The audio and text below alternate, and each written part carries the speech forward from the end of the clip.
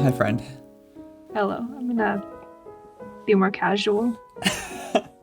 There we go. That is so nice. Well, tell us about Loaf. Who is Loaf? What does Loaf do? Some people know I'm an artist. I'm pretty chill. I talk on voice chat sometimes. I think I'm pretty active considering. In real life, I'm just a student that just makes time for video games sometimes, but I'm pretty simple. Nothing too extravagant, but it's pretty nice. I think I'm okay. Even in your description there, you're incredibly humble. Would your friends say that of you, that you don't like to put yourself forward or first? Okay, yeah, definitely.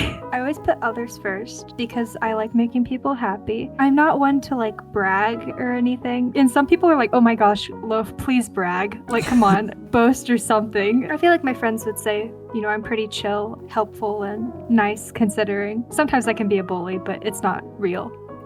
Of course, the playful banter. Yes, you would know.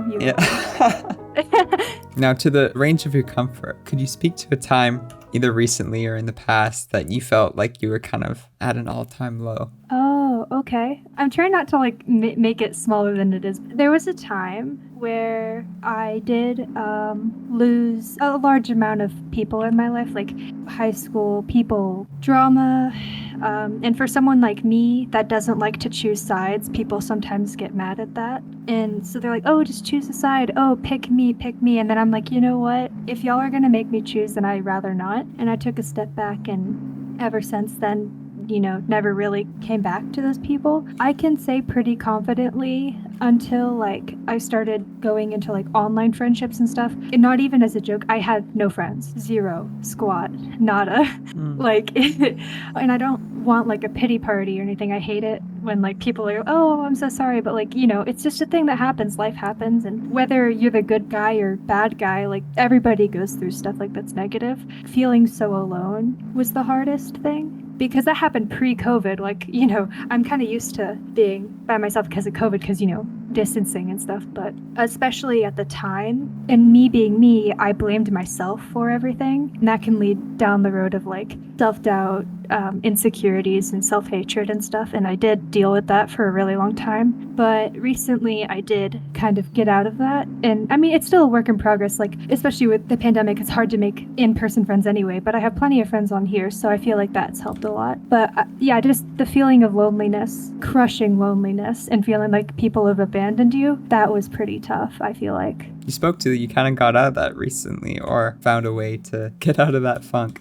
What tools would you say helped you do that? Obviously, part of it is just be there for yourself when nobody else is. All throughout your life, you're going to be there for yourself no matter what. You're you. You got to live with yourself. So you got to make yourself somebody that you can tolerate. Learn to love yourself even if it's really hard, which, I mean, I know it's really hard. But that was definitely a first step. Just learning to cope and deal with yourself and your mentality towards yourself. That was the first step. And then the second step was learning healthy coping mechanisms. I had the mindset of I wanted to blame others for my issues so badly because I was so tired of blaming myself. But I knew that wasn't helpful either. I found that distractions kind of helped my brain keep busy. I journaled a lot, wrote down my feelings so it wouldn't be all caught up in my brain. It wouldn't be all bottled up because I had nobody else to talk to. So I basically talked to myself through writing. Just simple things. It doesn't have to be paragraphs or anything. Just sentences hey, my day was okay today. I feel a little bit better. Oh, today was one of the bad ones, And then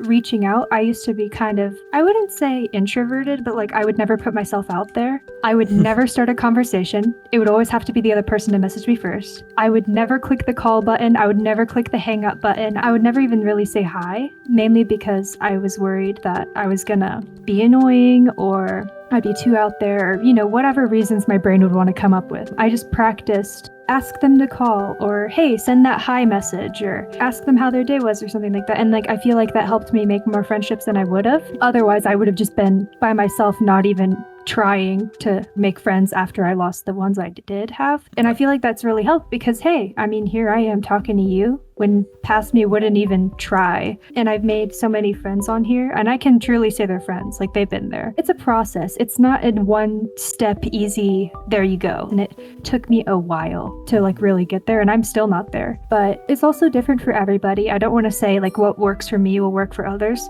The self-love part is definitely, that applies to everybody. It just depends on what their definition of self-love is.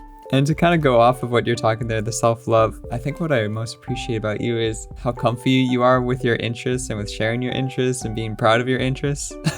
How did you get to that point of being like, actually, I don't care what other people think. I'm going to show off what I like. I had a lot of time to think and get to know myself better in a way. And I used to be a huge people pleaser. And so I would do whatever everybody else liked or whatever. I wouldn't really tell anybody about my interests because I thought it would just be weird or a bother or whatever.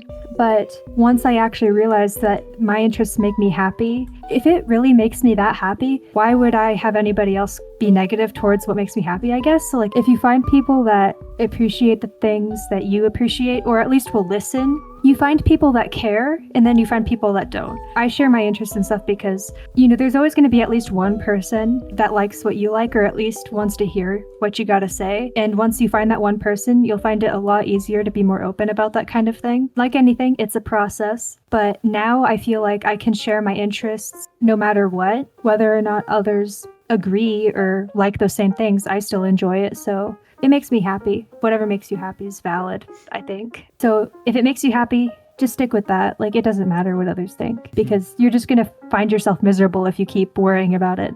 Dedicating so much headspace to someone else's opinion, that's exhausting. That sounds terrible. Yeah. It can make you feel trapped. For sure. You have to stay in that other person's little bubble of what they like or whatever. And then you find yourself forgetting what you really enjoy. Just reminding yourself that it's okay to, like what you like and everything, even if not everybody agrees. I just remind myself that it makes me happy, and that's all the reason I need to be comfy with it. Loaf, thanks for chatting today and putting up with my questions. It was fun. It's nice talking with you.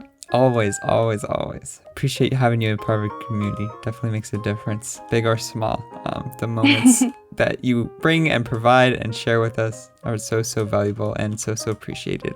I hope you know. Thank you. Of course. This is nice. Looking on the horizon. Is that the horizon? What's a horizon? I don't know. English is hard. Right. A little funky.